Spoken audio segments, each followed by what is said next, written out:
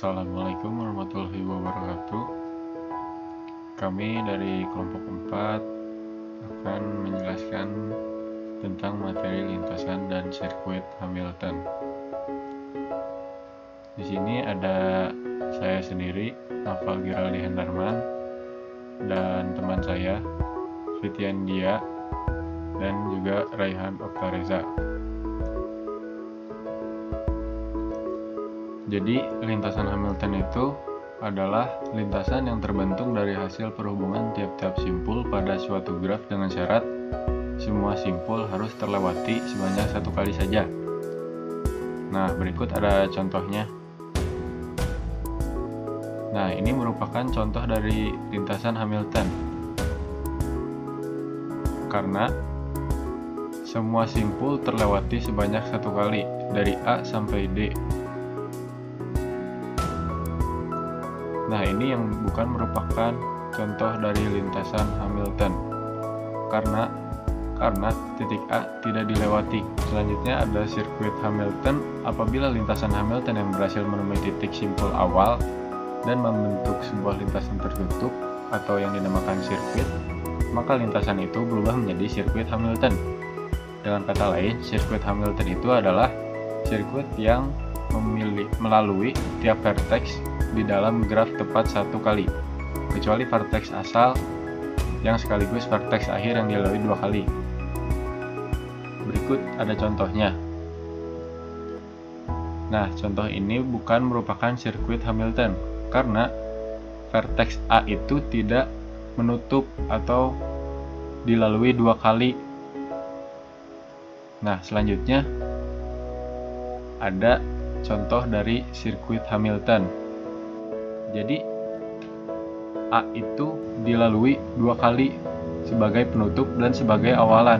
Selanjutnya ada graf Hamilton. Graf yang memiliki sirkuit Hamilton dinamakan graf Hamilton atau Hamiltonian graph.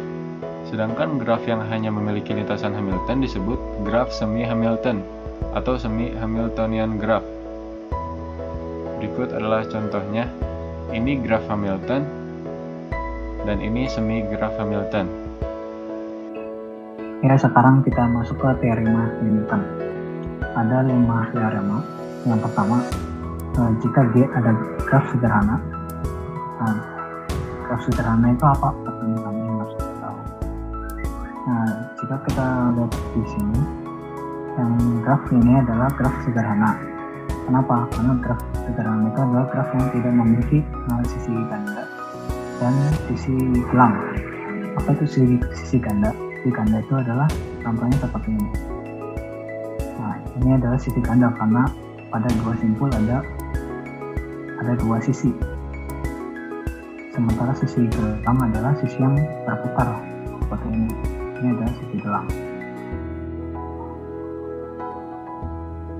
Nah, jika kita lanjutkan, jika G adalah graf sederhana dengan jumlah simpul n lebih dari 3 sedemikian sehingga untuk menjadi sebuah graf Hamilton, maka graf sederhana tadi adalah derajat tiap simpulnya harus paling sedikit setengah dari jumlah simpul atau n. Nah, ini adalah simbolnya df dv lebih besar dari n per 2. Nah, apa itu derajat? Kita kembali lagi.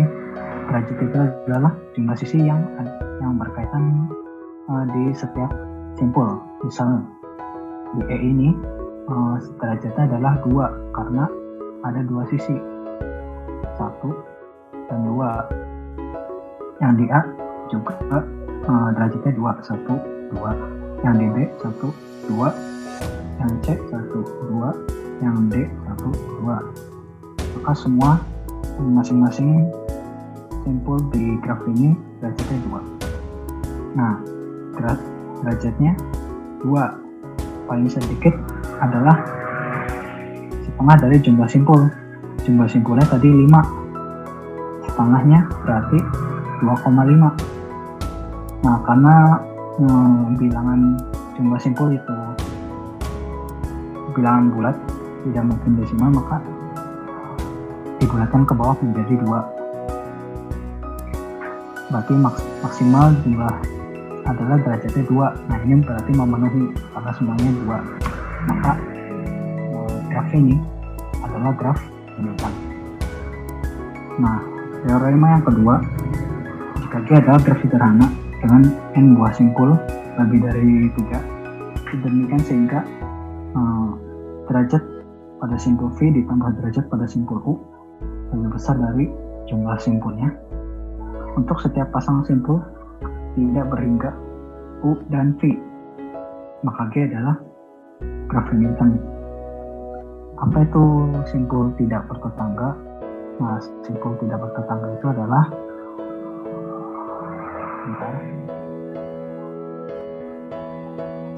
jika pada graf ini simpul tidak bertetangga itu contohnya adalah E dan B. Nah, ini simpul tidak bertetangga karena tidak berhubungan, tidak ada sisi yang menghubungkan secara langsung antara dua simpul ini. Juga A, ya, A tidak berhubungan dengan D, juga tidak dengan C, maka ini tidak bertetangga. Nah, misalkan kita ambil antara E dan B, berarti di sini derajatnya E, nah ini derajatnya B. Ini derajatnya 2, B 2. 2 ditambah 2, ini dari sama dengan N. N-nya adalah 5. Yang ketiga,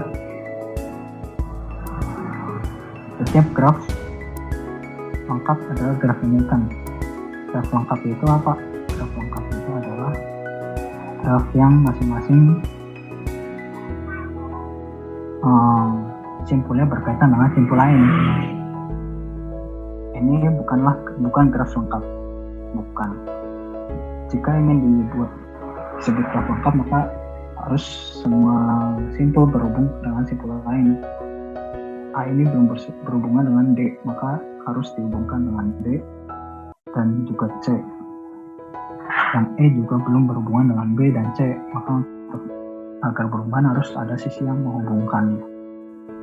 Begitupun dengan D, harus dihubungkan dengan B dan A. Nah, sekarang ini baru bisa disebut graf lengkap. Ini semuanya berhubung. Nah, pada graf lengkap itu pasti adalah graf Hamilton. Yang ke teorema 4, di dalam graf lengkap dengan n buah simpul n lebih dari 3 terdapat sebanyak n-1 per n-1 per 2 buah sirkuit Hamilton. Nah, misalkan ini adalah graf lengkap, maka dengan jumlah simpulnya 5, maka kita dapat cari jumlah sirkuit Hamilton di dalamnya. Berarti 5 min 1 faktorial per 2 sama dengan berarti 4 faktorial per 2. Ini 4 kali 3 kali 2 kali 1. Nah, ini dicoret. Maka 4 kali 3 adalah 12. Berarti ada 12 buah sirkuit Hamilton. Gitu. Yang kelima, di dalam graf lengkap G dengan n buah simpul n lebih dari 3 dan n bilangan ganjil terdapat n-1 per 2 buah sirkuit Hamilton yang saling lepas. Tidak ada sisi yang beririsan. Jadi setiap sirkuitnya itu tidak ada sisi yang beririsan atau sisi yang memotong. Nah, ini berarti ada sisi yang memotong ini. Berarti ini kan sisi ini memotong dengan sisi ini. Nah, untuk mencari jumlah sirkuit Hamilton yang tidak persisian, pakai rumusnya ini. Jika jumlah simpulnya bilangan genap yang lebih dari 4, maka untuk mencari rumusnya ini adalah n min 2 per 2.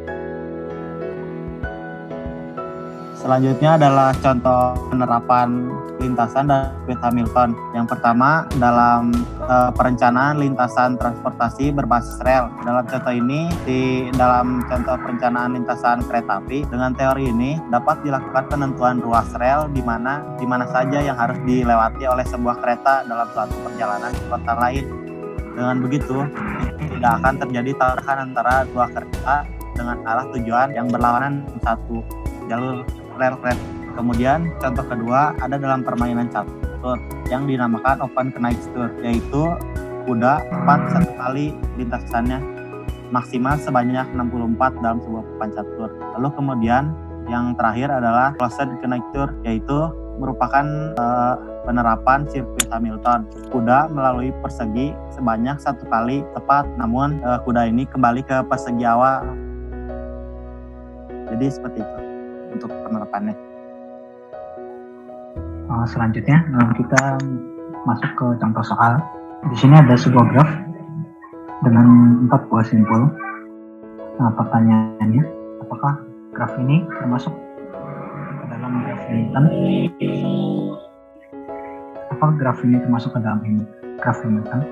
Untuk mengetahuinya kita harus menemukan sebuah sirkuit Hamilton dalam graf ini agar dapat disebut dengan graf Hamilton.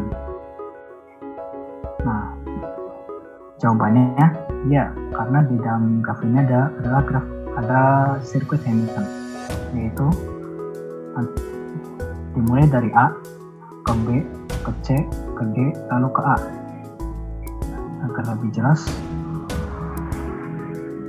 nah, dimulai dari A kemudian ke B ke C ke D kembali ke A. Nah, ini menjadi sebuah sirkuit yang tertutup.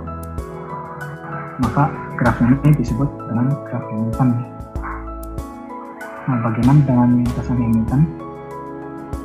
Lintasannya ada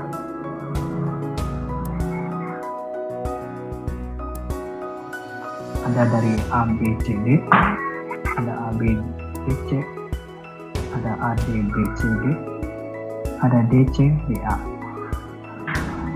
Kita coba yang A, D, B, C, dari A ke D, ke B, ke C. Nah, ini yang adalah lintasan Hamilton. Lanjut ke contoh berikutnya. Nah, ada graf yang lebih besar.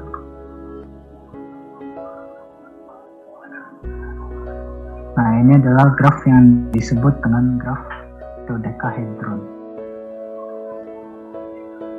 Ada berapa jumlah simpul ini? Ada banyak. 1, 2, 3, 4, 5, 6, 7, 8, 9, 10, 11, 12, 13, 14, 15, 16, 17, 18, 19, 20 simpul. Apakah graf ini termasuk graf Hamilton? Iya. Kenapa? Nah, karena dapat ditemukan sirkuit Hamilton dalam graf ini. Nah, kita mulai dari titik sini, kemudian ke sini. Berarti 1, 2, 3, 4. Agar semua titik simpulnya terlewati,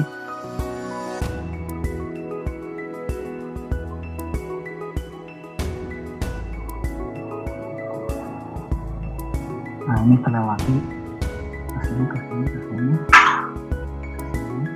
sini, dan ke sini. Nah, ini semua titik simpulnya terlewati kan. 1, 2, 3, 4, 5, 6, 7, 8, 9, 10, 11, 12, 13, 14, 15, 16, 17, 18, 19, 20. Kembali lagi ke titik awal. Nah, maka ini adalah graf Hamilton. Jika tidak percaya, ini adalah titik jawabannya. Mana tadi?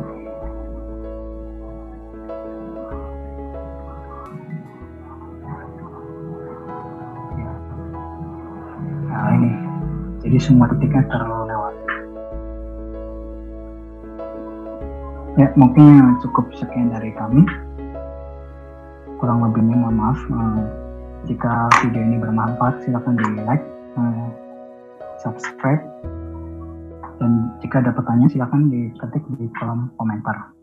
Terima kasih. Wassalamualaikum warahmatullahi wabarakatuh.